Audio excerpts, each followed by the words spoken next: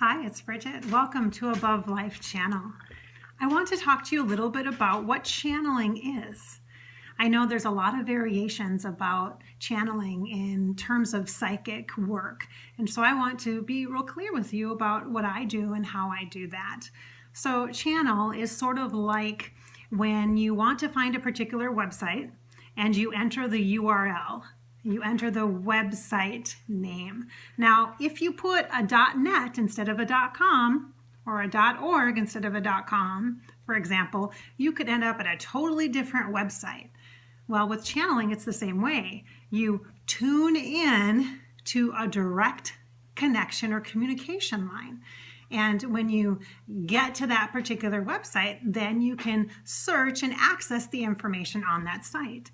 So when it comes to the afterlife, I have actually, myself personally, I've been a psychic, a medium, and an empowerment coach for 14 years. And the primary channels that I use, so now here's another variation on that word channeling, is the visual channel. So clairvoyance, it's called. If you've heard of the concept, if you've done any spiritual work or even yoga or meditation, it's called third eye. And it's the chakra or energy center at the center of your forehead here, very close to your mind. And also sometimes considered the mind's eye. I can see it in my mind's eye. And that is my dominant channel. That is my go-to, my communication channel. I'm very visual.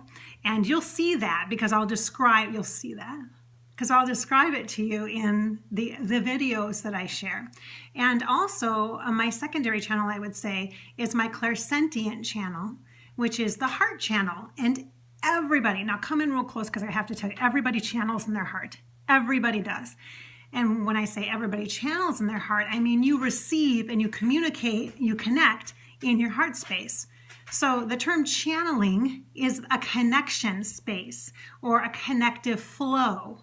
All right. And you can do that in a lot of different ways when you're doing it intuitively. So again, third eye or clairvoyance. So I psychically see, and I feel, sense, which is referred to as clairsentient or highly sensitive person. You've probably heard that HSP.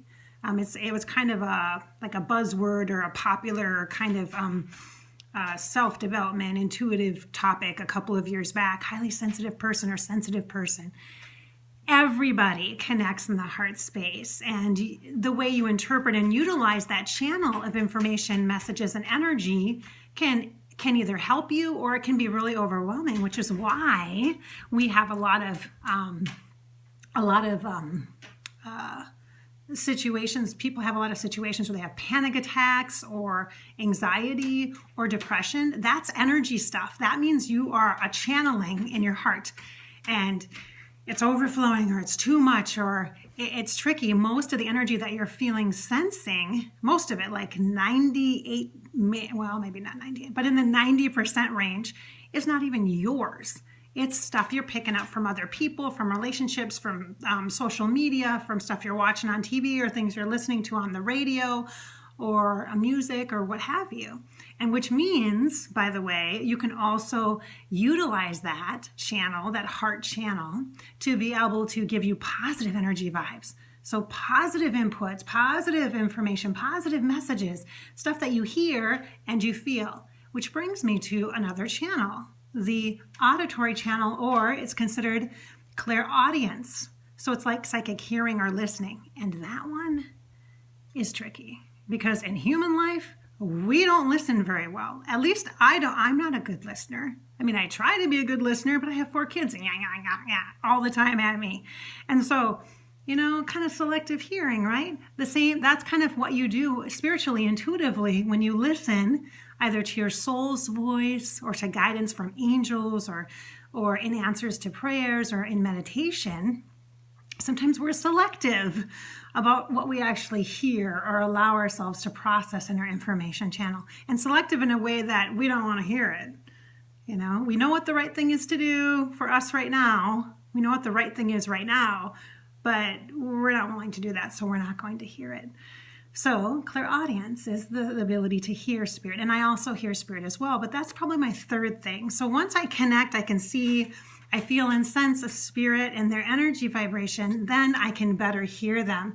And for some of them, depending upon what their personality traits were like in their human experience, then I utilized a different channel to connect with them. It's how they're communicating with me and and then balancing that with how best I receive that information. Information psychically or intuitively is really transmitted by energy, the way you feel, what you sense, and the other types of senses like our hearing, our ability to process information through what we hear. And that is connected to how our mind and our brain processes information. And that is also then connected to our clairvoyant channel. And the clairvoyant channel is also connected to your ability to visualize and to utilize your imagination as well, because you need all of these things. So it's not just you go into a spiritual space and as a human, like I'm going to be a channeler, so I'm going to go into a spirit space and then totally disconnect from my human experience. No, I've got to have that because that's how I process and communicate. That's how you process and communicate. We use everything that we have, all of our senses, to be able to process information. We have so many ways we can channel, okay?